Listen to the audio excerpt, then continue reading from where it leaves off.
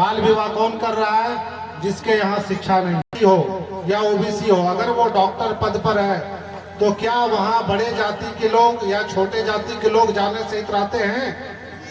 वो कोई भी जाति का हो, अगर वो बड़े मंच का बड़ा खिलाड़ी है तो वहाँ जात पात सभी लोग भूल जाते हैं। लेकिन नीचे लेवल में, गांव घर में, टोले में लोग एक दूसरे को लड़ाने के लिए कहते हैं, अरे वो फलना कास्ट है, वो फलना कास्ट है, उसके साथ क्यों खेलते हो, उसके साथ क्यों पढ़ने जाते हो।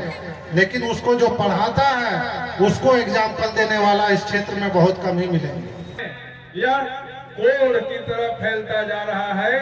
दहेज का बात, मोल तोल का बात होता है कि दहेज जो है कितना देंगे कितना लेंगे, वह उस बच्ची का गुणवत्ता, उसका गुण, उसका पढ़ाई लिखाई पर लोगों का नजर नहीं जाता है। दहेज पर अगर जाता है तो हम सभी लोग अगर 1000 की संख्या में यहाँ उपस्थित है तो 1000 अगर मन में ठान लेते हैं।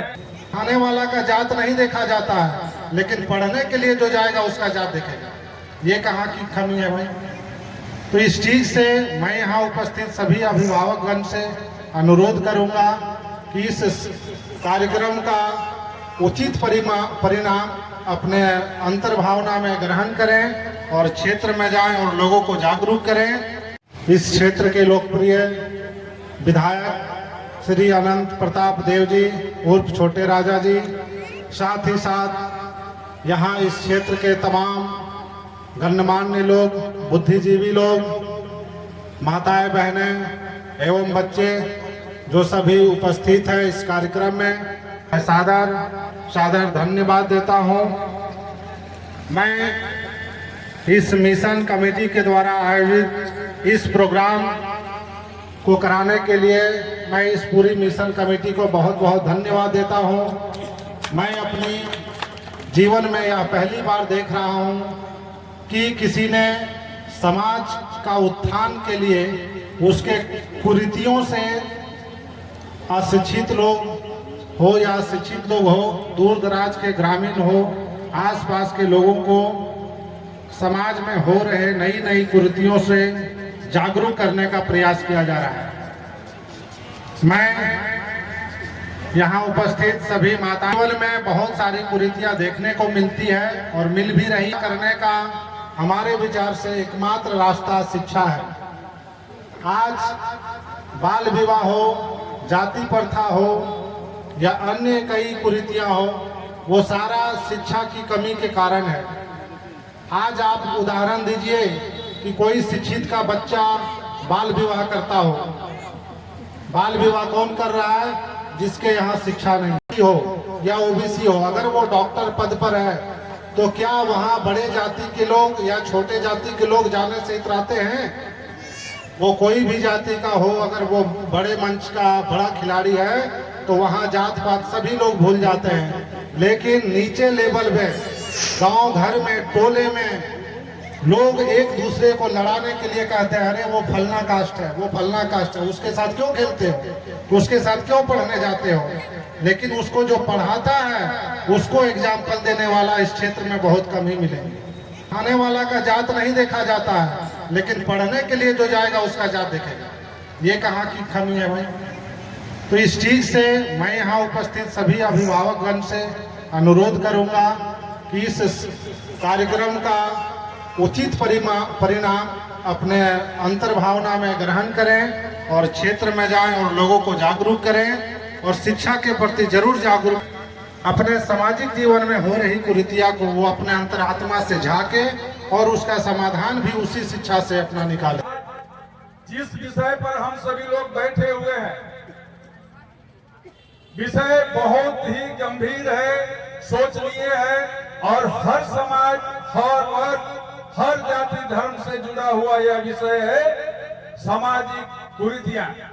सामाजिक कुरीतियों से सभी लोग कहीं न कहीं घिरे हुए हैं और इसमें बदलाव करने के बारे में अगर यह चर्चा का विषय बन रहा है, इस कार्यक्रम का अगर आयोजन हुआ है तो निश्चित तौर पर यह सराहनीय कार्यक्रम हुआ है।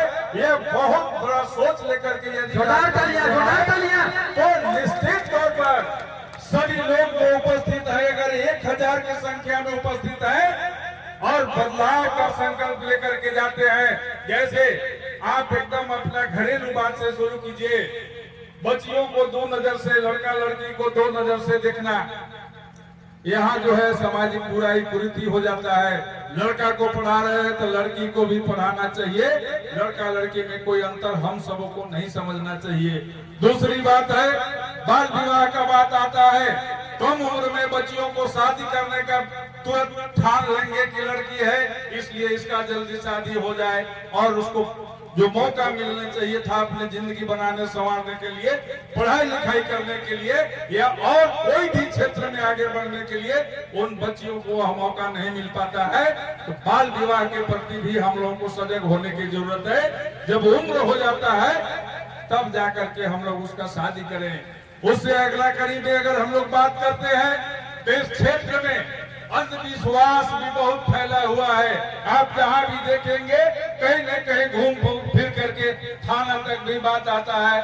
डायन प्रथा, भूत, डायन, ओझा, इस तरह का अगर है तो हम लोग आपस में भ्रमित होकर के भ्रम में पड़ करके लड़ते रहेंगे, करते रहेंगे, और पसीना का गाढ़ी कमाई कोर्ट में वहीं पहुंचाते रहेंगे। इससे बचना है तो निश्चित तौर पर अंधविश्वास को बचना होगा।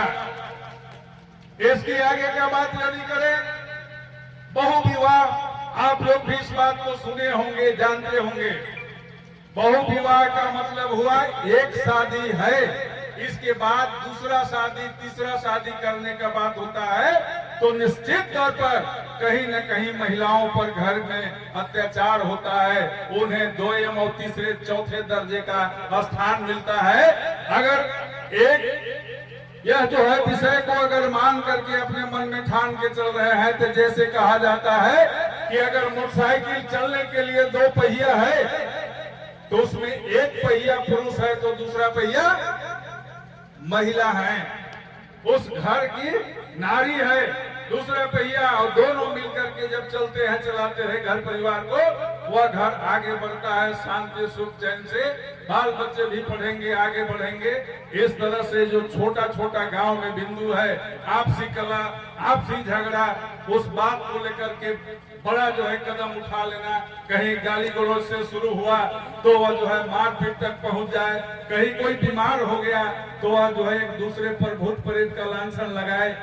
इस तरह का जो बात है, और दहेज प्रथा का जो बात चली आ रहा है, वह सभी वर्ग में, सभी समाज में लगभग कुछ चिन्हित जो जाति है, उन्हें जो आदिवासी समाज से आते हैं, उनमें अभी यह बीमारी नहीं गया है। लेकिन बाकी समाज में यह कोढ़ की तरह फैलता जा रहा है।